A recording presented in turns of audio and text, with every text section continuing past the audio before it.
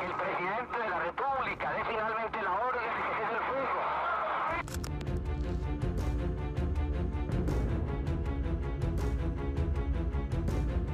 Bienvenidos a Lexcusiones, un podcast creado para dialogar sobre la pasión por el derecho, la justicia, la lucha contra la violencia y la promoción del libre pensamiento. Muy buenos días, bienvenidos a otro episodio de Lexcusiones. El día de hoy nos acompaña el profesor Francisco Tamayo.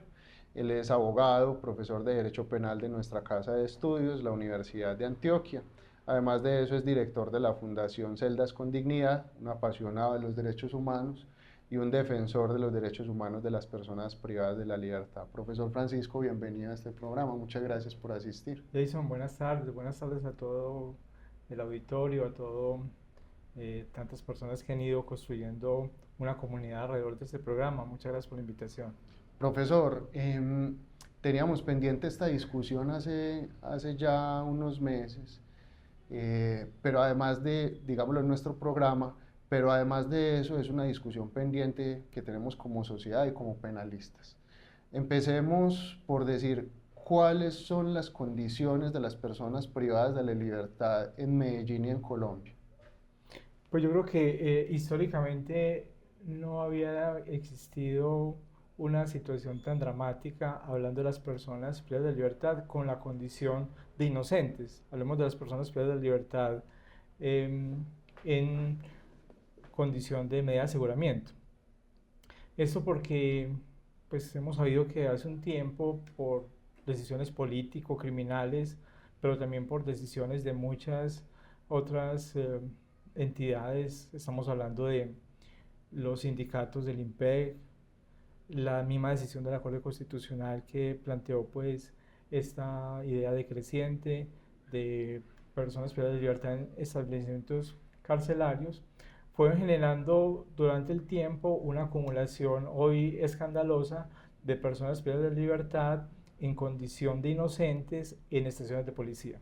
Entonces, pues Jason, estamos hablando que en Medellín hoy hay más o menos 2.300 personas detenidas en estaciones de policía.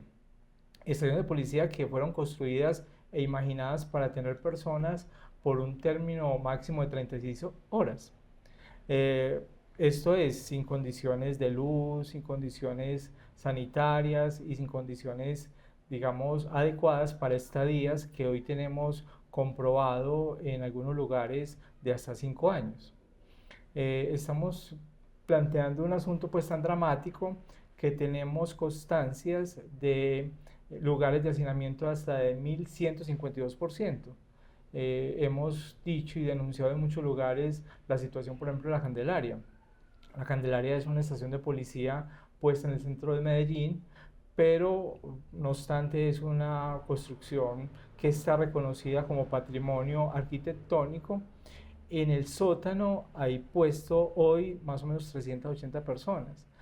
En el sótano que no tiene luz, que el único aire que tiene es el que coincide con el parqueadero de el comando de policía. Entonces, digamos, el único aire nuevo que ellos tienen es el caliente que llega de cuando se prenden los carros. Es un lugar que tiene un sanitario para 200 personas, que ha sido simplemente maquillado, pero que no se ha tomado la decisión, la única forma, digamos, radical de tener dignidad a esas personas que es cerrar ese lugar. Entonces, si vamos a casi, pues, los sectores más importantes de Medellín, cada uno tiene una estación de policía. En Castilla es un lugar de 40 metros máximo, tiene más o menos 70 personas, pero en La Sijín hay 400 personas. En cualquier parte, en Belén hay 95 personas. En Castilla, ya lo dijimos, pero en San Javier, en Laureles, en El Poblado. Entonces, por todo Medellín hay estos lugares de detención. Y no solamente en Medellín, pues en toda Colombia. Entonces, la condición es tan dramática que esas personas pasan años sin la posibilidad, por ejemplo, de tener acercamientos familiares. sin la posibilidad de ningún movimiento diferente al meramente posible cuando se está conviviendo con este nivel de hacinamiento, sin ninguna posibilidad de recreación o ninguna posibilidad de trabajo que pueda ser compensado después en caso de una condena, sin una seguridad de los alimentos y sin atenciones en salud, pues tanto que tenemos constancias que en centros de policía como la Candelaria o en la Minorista hay personas infectadas con tuberculosis, con VIH, que no tienen una separación y no tienen una atención particular. Digamos, la situación es dramática, pero eso de dramático pues, es no solamente esa condición, sino también la normalización que existe. Entonces, ya la policía asumió la obligación de custodia, pero la asumió, digamos, contrario a sus fines, pero contrario a sus deseos. Entonces, la policía, no obstante, ha asumido ese día de custodia, ellos no lo entienden como un asunto que sea sus competencias. Y en esa medida no hacen acciones para mejorar las condiciones de esas personas. Por ejemplo, pues ningún comandante de policía o ningún comandante de policía metropolitana gestiona recursos, dinero para mejorar las condiciones de estadía de estos lugares, porque entienden que es contrario a las funciones policiales. Entonces nadie gasta absolutamente nada en condiciones de adecuación de servicios de policía, y porque tienen más o menos una intuición que en la medida en que mejoren esas estadías, entonces van a ser espacios donde van a ser remitidos más privados de la libertad. Es en verdad dramático, pero también es un fenómeno supremamente curioso la capacidad que tenemos de ya convivir con él. Pues nosotros, por ejemplo, los abogados y los que litigamos, ya no tenemos la experiencia de ir a la cárcel a visitar a personas que estamos defendiendo en un proceso, ya todos están en estaciones de policía. Y como te digo, pues la experiencia, por ejemplo, tan importante en una situación de privación de libertad como es los encuentros familiares, esas personas no lo tienen. Entonces, imagina tú una persona en un proceso penal que no pueda tener ningún contacto con su familia durante años y que solamente sepa de ellos por lo que les llega de mercado, que siempre llega menos, o de noticias a través de los celulares, que son también elementos muy preciados, pero también que están puestos en un ambiente oculto. Yo te podría resumir una situación muy particular. Lo que mejor caracteriza la situación de los privados de la libertad es la ilegalidad. Por cualquier condición que usted asuma desde el punto de vista de la ley, va a encontrar que la situación de esas personas es totalmente ilegal, porque no hay ninguna previsión que establezca esa manera de encerrar. Y lo llamativo, Jason, es que probablemente esa ilegalidad si se contrasta con las condiciones actuales de declaración de derechos, de acuerdos políticos puestos en la Constitución y en otras convenciones sobre la condición de respeto a la dignidad humana, entonces vamos a encontrar que es absolutamente distante.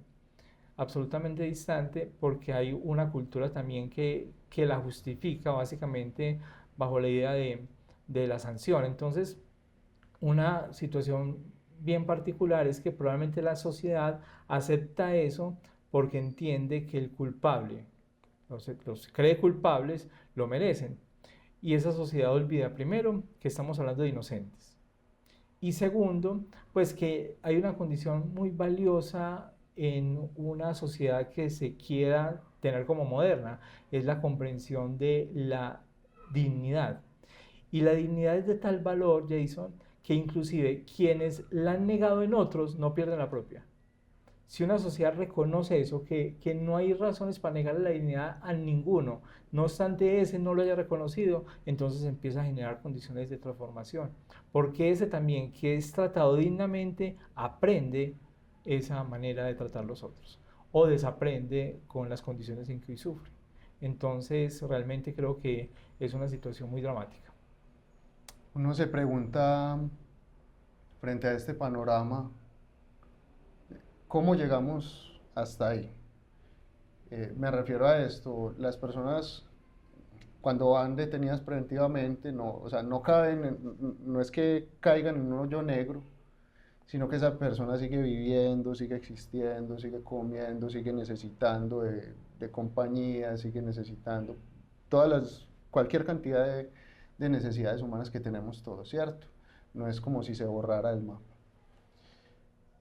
Pero me hace preguntarme, desde el punto de vista normativo y político criminal, ¿cuáles son las explicaciones o responsabilidades que uno podría, digámoslo, señalar como razones que expliquen la situación que estamos viviendo para las personas privadas de la libertad preventivamente?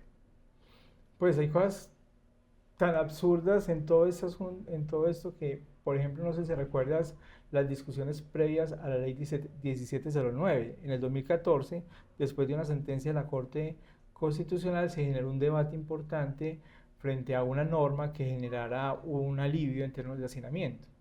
Entonces, esa ley multiplicó los periodos de libertad. ¿Por qué? Porque antes de esa ley, por ejemplo, las personas que eran condenadas por primera vez por delitos de estupefacientes y delitos de hurto, si su pena era menor a 36 meses, que es muy posible que eso pasara precisamente por asuntos de preacuerdos, entonces por primera vez no iban a prisión. Siendo estos los delitos más perseguidos, entonces era razonable esperar que se mantuviese ese beneficio. Y aquí lo que se hizo fue que la ley 1709 modificó el artículo 68A e incluyó en esa norma la prohibición para el hurto calificado, para el porte de armas y para el porte de estupefacientes del subrogado de suspensión condicional de ejecución de la pena. Entonces mira cómo una norma puesta precisamente para reducir el hacinamiento lo multiplicó. Entonces, por ejemplo, el tipo de decisiones que están dominadas básicamente por condiciones populistas, ¿cierto? Por condiciones emotivas y por legisladores irresponsables que no tienen la capacidad de contacto frente a las consecuencias de sus decisiones, y por una sociedad que rompe o que olvida pues un deber básico de empatía. Y lo que tú decías es muy importante, porque es que debería ser muy fácil saber lo que sufren ellos, puesto que ellos simplemente han perdido todo lo que nosotros tenemos y nos permite vivir. Y en la ley no está eso. En la ley está que uno debe privarse de la libertad, pero no se puede privar de la dignidad, de la familia, de la salud, de las posibilidades, digamos, de acceso a la cultura, a otras cosas. Y esas personas, además de la libertad, pierden todo eso. Entonces, lo extraño es que no seamos capaces de identificar en ellos esa importante carencia, cuando es simplemente identificar en nosotros la fortuna que tenemos y suprimirlo de un momento a otro por alguien, por el Estado. Porque es que aquí no se trata de hablar de personas, digamos, marginadas por pobres, marginadas por desplazadas, no. Se trata de personas marginadas en su condición de dignidad por una decisión voluntaria y una decisión del Estado. O sea, de pronto falta un poco más de conciencia frente a que ese asunto no es un asunto natural, que es una decisión política, una decisión que por ser histórica podría no serlo. Entonces, muy importante como ir diferenciando ese nivel de responsabilidad que tiene el Estado en eso, y no lo decimos en términos, digamos, meramente, digamos, panfletarios, sino que realmente son personas que están puestas a condición de que el Estado las tiene así, y que las debería de tener pues en las condiciones legales que están previstos en la ley de la Constitución. Profesor Francisco, en lo que acabas de mencionar hay algo, o sea, que destaco como importante, y es la privación de la libertad es una decisión. Político-criminalmente tiene y normativamente tiene pues unos, digámoslo, unos criterios, ¿cierto? Pero también es una decisión de otra persona, es una decisión de un juez. Ahí yo tengo que llamar un poco la atención en el sentido de, al menos lo que ha sido mi experiencia,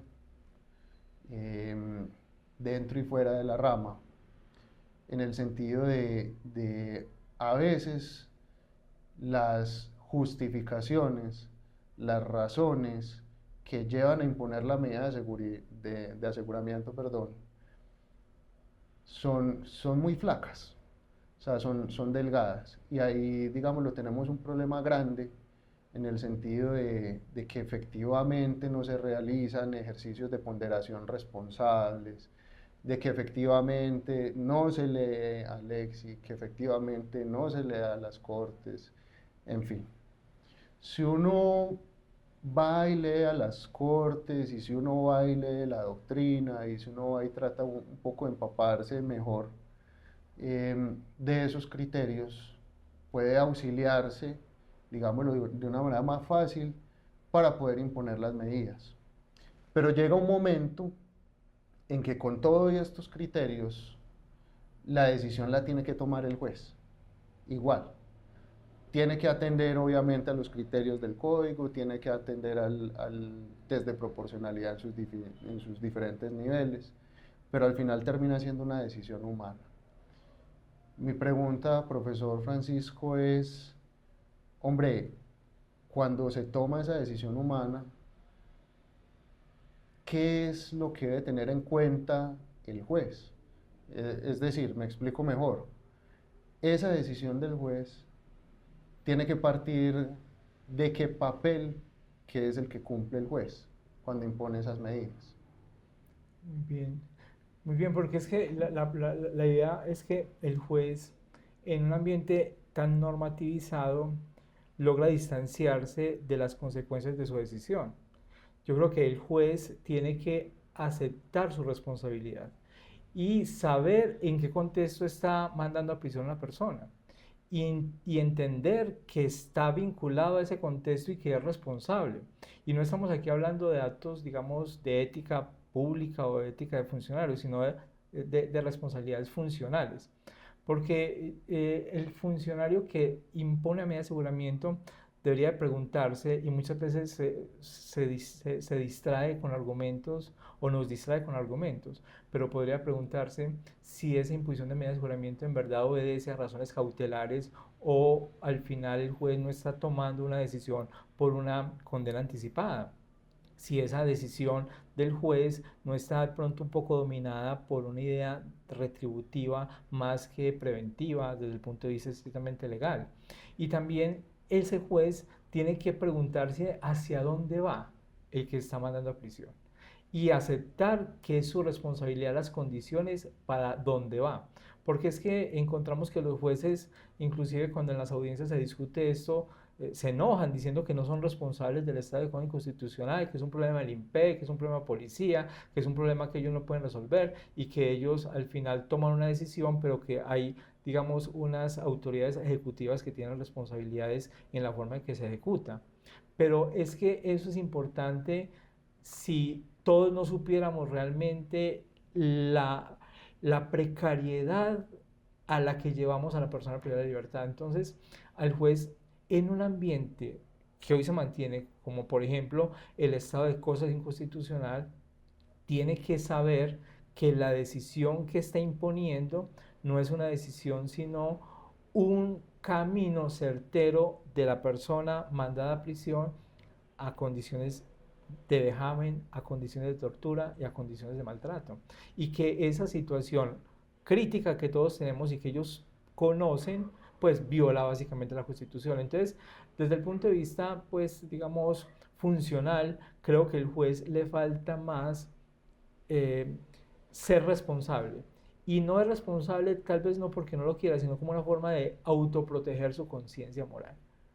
El juez básicamente se distancia de esa realidad porque asumirla concretamente afecta una idea básica de conciencia moral, porque al final está siendo funcional a una situación de trato inhumano, primero, ilegal, y segundo, frente a un inocente. Entonces, yo creo que hace falta una idea de conciencia, de responsabilidad política y de responsabilidad también moral, si se quiere, frente al juez, que sepa a dónde va y que haya una manera de acuerdos para que el juez también haga seguimientos de las condiciones en que las personas están privadas de libertad. Es que todos los jueces de garantías dicen en el orden de encarcelamiento, se ordena encarcelar en un establecimiento carcelario. Y el juez sabe o debería saber que esa persona no va para un establecimiento carcelario, sino que va para un sótano, que va para un lugar donde está sumado, como en bodegas humanas, otros seres sin ninguna posibilidad de protección. Y entonces ese juez pues debería saber que si así son las cosas, su decisión de privar de libertad debe ser en verdad absolutamente necesaria, absolutamente, digamos, inevitable, y que otras opciones tendrá que considerar seriamente. Y esas otras opciones tendrían que ser consideradas por el tiempo en que estamos. Entonces, digamos, el ambiente de crítico debe también pesar en una decisión de medida de aseguramiento. Yo creo que también es importante eso. Hace poco, por ejemplo, tuvimos una experiencia importante. A un juez de la República se le pedía el traslado de una persona de 85 años a un establecimiento geriátrico. Y entonces, pues le demostrábamos que tenía 85 años, que donde estaba no tenía condiciones ni siquiera para caminar, que el sanitario estaba muy distante, que tenía problemas para orinar, que no tenía posibilidades de movimiento. Y el juez simplemente dijo, no se accede a ese traslado porque el artículo 199 de la ley 1098 impide que exista una medida de aseguramiento diferente a la privacidad de la libertad en un centro de establecimiento carcelario, ¿me entiendes? Entonces, pues esa ley 1098 ¿es de qué año? 2006. Pues esa ley es inclusive anterior a la ley 1770, 17, que plantea todo el asunto de medios de aseguramiento, toda esa ley que modificó el artículo 307 y 308 del Código de Procedimiento Penal es anterior. Digamos que toda la idea normativa nueva de medidas de aseguramiento debe ser ya dominada y poder. Y esa ley fue construida en un ambiente donde el sistema carcelario no tenía en forma tan declarada la situación de crisis. Entonces usted no puede decir que no cuando la Constitución le dice a usted que no puede tratar indignamente a una persona, cuando usted sabe que esa persona de 85 años, la condición de privación de libertad en una estación de policía, que aquí el caso era en Aranjuez, pues va a diezmar esencialmente su vida, y que en términos concretos y radicales es una condena a muerte. Una persona de 85 años, una condición de privación de libertad en ese lugar es acelerar su muerte. Entonces yo creo que de pronto los abogados deberíamos de ir poniendo condiciones de realidad a todos nuestros discursos. De pronto, Jason, ha existido demasiada ocultamiento con los discursos, y esta situación descarnada que vive la gente al final la hemos olvidado, y por eso nos hacemos irresponsables, porque construimos los argumentos desde el punto de vista normativo, desde el punto de vista meramente discursivo, pero la vida y la fuerza de las palabras para definir la vida de los otros no las consideramos. El juez, retomando un poco lo que dices, bueno, no solamente el juez, sino todos los sujetos procesales, no son solamente sujetos procesales, sino que actúan dentro del proceso también como agentes morales, ¿cierto? Si actúan como agente moral, eso quiere decir que uno tiene que asumir también responsabilidades frente a lo que está haciendo. Es decir, la posición del juez no puede ser la del justiciero. Es decir, el juez tiene que saber que cuando impone una medida de aseguramiento, está contribuyendo a una tragedia. Y es así para las familias de los detenidos, para los detenidos, incluso para quienes los están vigilando, porque vigilar a estas personas que están casi en condiciones de una especie de basurero humano, permítanme la dureza de esa expresión, lo llevan a uno pues a cuestionarse en que efectivamente está actuando mal moralmente. Esa es, digámoslo, como la contradicción que anima el asunto, ¿cierto? Pero a la vez, por el otro lado, está también no solamente el asunto normativo y político criminal, sino también ese argumento práctico en el sentido de si es posible tener un proceso penal sin detención preventiva, que es la vieja discusión que plantea Ferrajoli, ¿cierto? La pregunta es, ¿en Colombia es posible un proceso penal sin detención preventiva? Pues, digamos, en términos ideales debería ser así, si uno asume la condición de que el que está en el proceso es el inocente. Pero bueno, aceptemos que sí es necesario algunos supuestos. Limitados, supuestos que pueden, digamos, contarse por pocos, pero aceptemos eso. Pero también, Jason, es que ya hay una decisión política frente a la forma como deben estar detenidas las personas. Y esa decisión ya está puesta en la Constitución, en la ley. Entonces, el juez realmente no debería tener tanta perturbación, sino simplemente asumir su deber funcional de cumplir la ley. Y cumplir la ley supone, pues, respetar la dignidad de las personas y aceptar que la privación de libertad, cuando no es compatible con esa dignidad mínima, pues no puede existir. Porque el costo social del dolor y el trato mal, pues también puede ser inclusive mayor al costo social del libre en el proceso.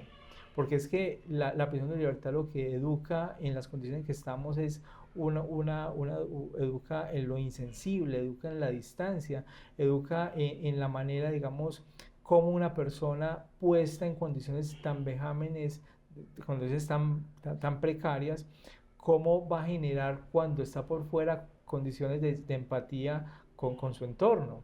Entonces, al final hay una condición inclusive de prevención del delito en la no medida de aseguramiento, porque las personas que se les trata bien, pues asumen una condición muy diferente a las que pasan allí y piensan solamente su venganza. Entonces, digamos, aceptemos que la medida de aseguramiento se debe dar en su puesto, pero entonces hagámoslo legalmente. Es que el problema, Jason, es ese, es que no hay legalidad, o sea, no hay manera de que las formas en que hoy se priva de libertad estén previstas en la ley. Entonces, si por lo menos asumiéramos esas condiciones, entonces uno, digamos, estaría más o menos tranquilo, por lo menos soportaría tanto ese exceso, pero hoy no hay ni siquiera por lo mínimo atención a esos requisitos. Entonces, me parece que la discusión no es todo nada. Pues me parece que la discusión tiene que pasar es como por condiciones, pues más lo que tú decías ahora, lo moralmente soportable, ¿cierto? Y el problema de esto, recordando estos días a Hannah Arendt, el tema de la banalidad del mal, o sea, es que estamos en un sistema donde la gente buena causa tratos degradantes y inhumanos a otros. La gente buena son los jueces, la gente buena son los policías, la gente, digamos, pero que no asume su rol en la situación trágica y por tanto deciden simplemente obedecer el sistema, pero no se hacen preguntas puntuales como esas. ¿Qué responsabilidad tengo yo frente al tratamiento denigrante que tienen estas personas? Entonces, me parece que esa situación, digamos, ideal de una sociedad sin medida de aseguramiento, de pronto podría hoy planteándose distraernos y aplazar la discusión urgente, que es aceptando las medidas de aseguramiento, en qué condiciones la estamos haciendo. Hay una sentencia de Patricia Salazar Cuellar, de cuando ella era magistrada, muy interesante. Ella, digámoslo ahí, hace algo que uno podría calificar un poco, o sea, está muy bien, pero un poco timorato, ¿cierto? En el sentido de, y lo señala así expresamente, después de que pasen las 36 horas en uno de estos establecimientos de paso, la detención se torna, y ahí viene, digámoslo, lo que yo califico de timorato, se torna, y no dice ilegal, no dice ilícita, dice se torna irregular, o sea, lo dice de esa manera.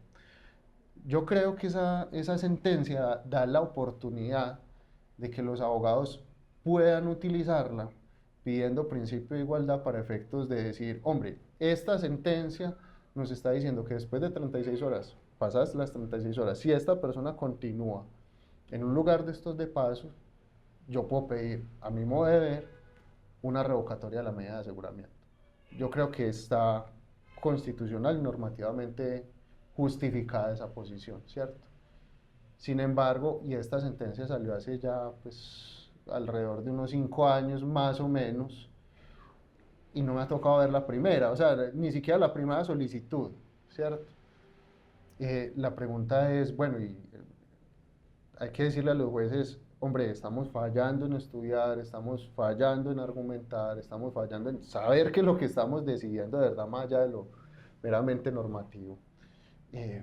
Pero frente a los otros sujetos procesales, bueno, también se nos volvió paisaje, o sea, ¿qué está pasando ahí? No sé usted cómo ve la cosa, profe.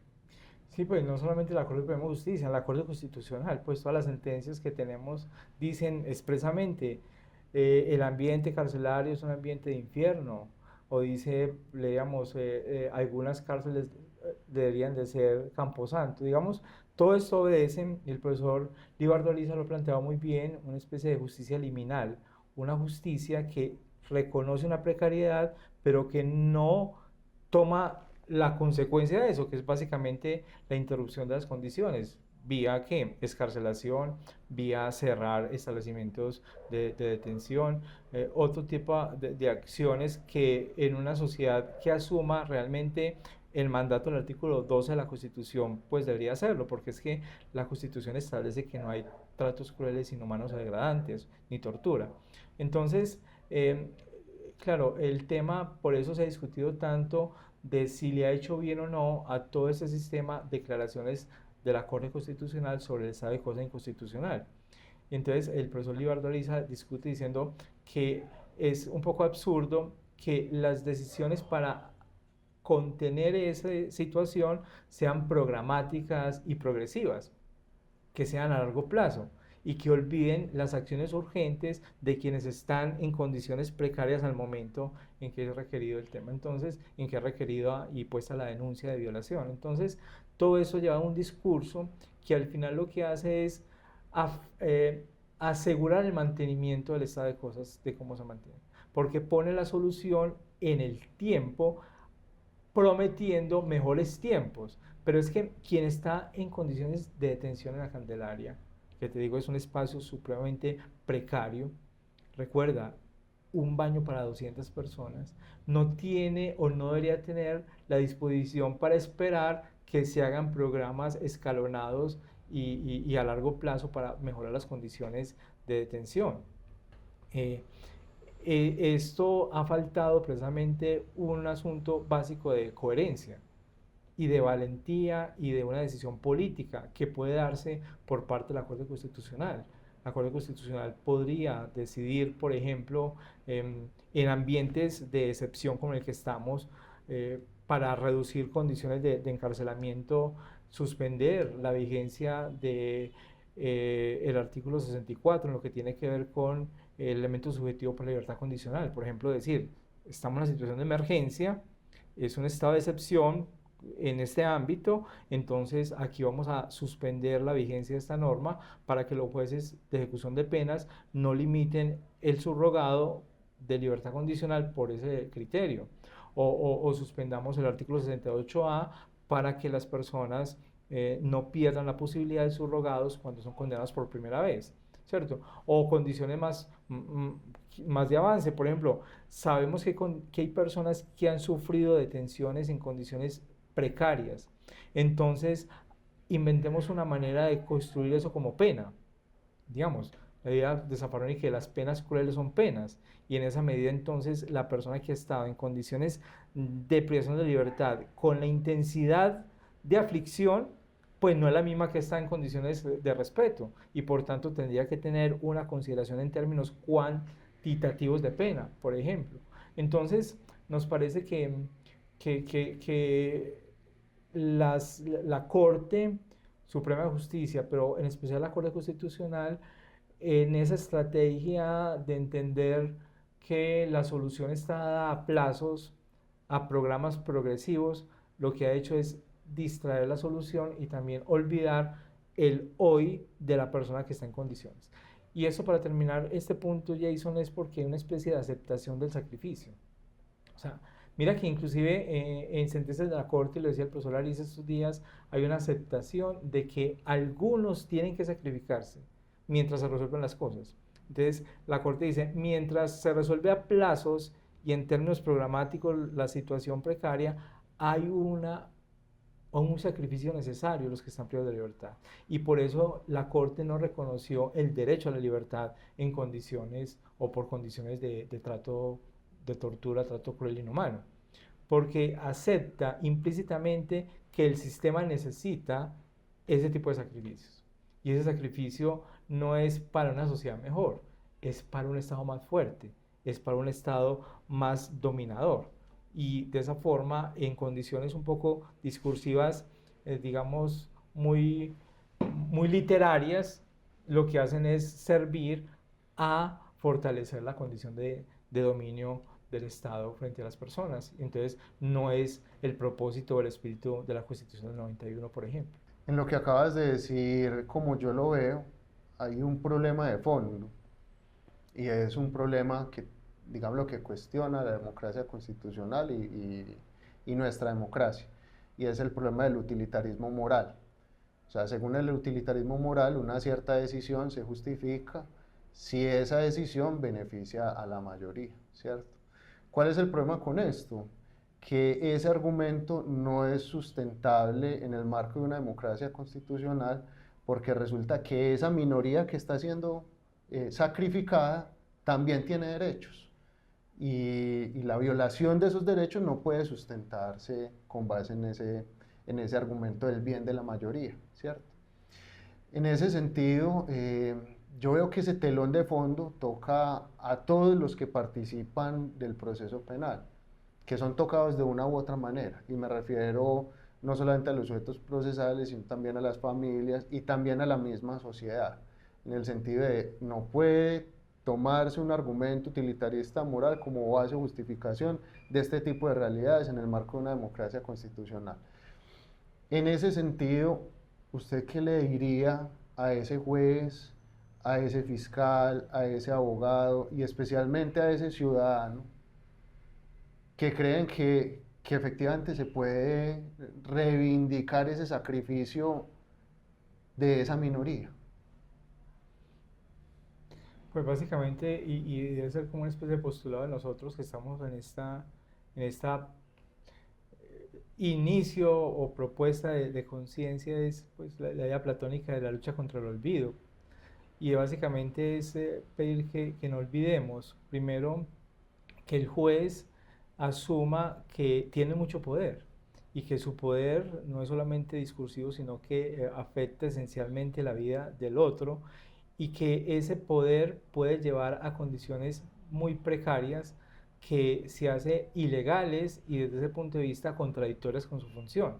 Entonces, un poco, si el juez se entiende que no debe favorecer ilegalidades y que no puede ser instrumento para tratos de este tipo, de pronto va a tener un poquito más de pudor, porque va a aceptar que su decisión no es, digamos, solamente funcional, sino que es materialmente definitiva de otros. Los que participamos, además, fiscales, defensores, es tener como la conciencia de cuál es el propósito de esos encuentros, porque sabemos, Jason, que a veces se hace de forma supremamente burocrática, inconsciente, entonces se generan discusiones formales, pero que al final son evidencias de puras vanidades y de obstáculos para lo que es real, lo que es verdadero. Entonces, en esa medida un poco, si asumimos estos trabajos de forma mucho más conscientes, más responsables, menos vanidosas, de pronto podemos dimensionar mejor las consecuencias de nuestros discursos y la idea, digamos, del propósito original del derecho. De pronto, por eso es importante que esos estudiantes de derecho entiendan, y los profesores y, digamos, la universidad entiendan que no podemos generar juristas para el horror, que una manera de lograr un universo de juristas del horror es básicamente hacer precarias las condiciones de formación, que eso explicaban en la Alemania nazi, porque se preguntaban cómo era posible que existieran abogados, jueces y fiscales y defensores que promovieran o permitieran condiciones de trato tan cruel como el puesto en el nazismo. Entonces hay un texto, ahora no recuerdo el autor, se llama Los juristas del horror. Se decía o se dijo a él o advirtió él que la manera de lograr los juristas del horror fue relajar las condiciones de formación. Al final, en una época cualquiera podía estudiar derecho y las mejores condiciones para hacerlo era un indicio para sacarse de ahí, para salirse de esa formación. Entonces, al final, ¿qué? Se promovieron un conjunto de actores del sistema judicial que no tenían ninguna vinculación moral o ninguna idea de convicción, digamos, de justicia, de trato legítimo de lo que supondría el Estado. Entonces, no ser juristas del horror, no ser juristas para el horror y aceptar que esas condiciones no son naturales, que podemos voluntariamente modificarlas y que no se trata, Jason, muy importante porque aquí no estamos hablando de que no pase nada. Primero, el contexto de ese encuentro es un contexto frente a la medida de aseguramiento, que hoy es crítica precisamente porque se sufre en las estaciones de policía. Entonces, no estamos hablando ni de legitimar sanciones, ni de excluir sanciones, ni de abolicionismo. Estamos hablando simplemente de cumplir la ley como está. Y la ley como está es que nadie privado de libertad es también privado de su dignidad, es privado de sus condiciones familiares, de su salud y su idea básica o de los insumos morales que tiene como ser humano. Me parece que de pronto una idea de conciencia colectiva que debe llegar a esa persona que es, digamos, en principio espectador, lo que tú decías, el ciudadano. Porque el ciudadano debe saber que cuidar a los otros es cuidarse a sí mismo. Que la situación del derecho penal en sus elecciones absurdas no lo margina y que una sociedad que logra el valor para los otros al final puede ser una sociedad en donde es legítimo reclamar el valor para sí mismo. Y esos relajos, cuando los autorizamos para los otros, pues al final son abandonos para nosotros mismos. Entonces, al final decir ese ciudadano que estará mejor en un lugar donde haya respeto a la dignidad, porque de esa manera su dignidad está protegida. Y al final ese es un utilitarismo moral también, ¿no? De alguna forma, pero un utilitarismo moral que supone, digamos, una condición bondadosa en su comprensión. Profesor Francisco, muchas gracias por atender nuestra solicitud. Es una reflexión muy profunda, además de eso, urgente, pertinente para la realidad que estamos afrontando pues, en Colombia respecto a las medidas de aseguramiento, la detención preventiva. Muchísimas gracias por asistir a este espacio. Muchas gracias Jason, y pues un gusto estar en este programa y felicitaciones por tu interés en promover espacios de diálogo que nos ponga, digamos, en alerta de lo que es más importante, de lo que nos pone, digamos, en el principal razón de nuestro propósito como abogados, como jueces, que es una sociedad mejor. Y una sociedad mejor es una sociedad en donde la vida es respetada y la dignidad reconocida para todos. Muchas gracias.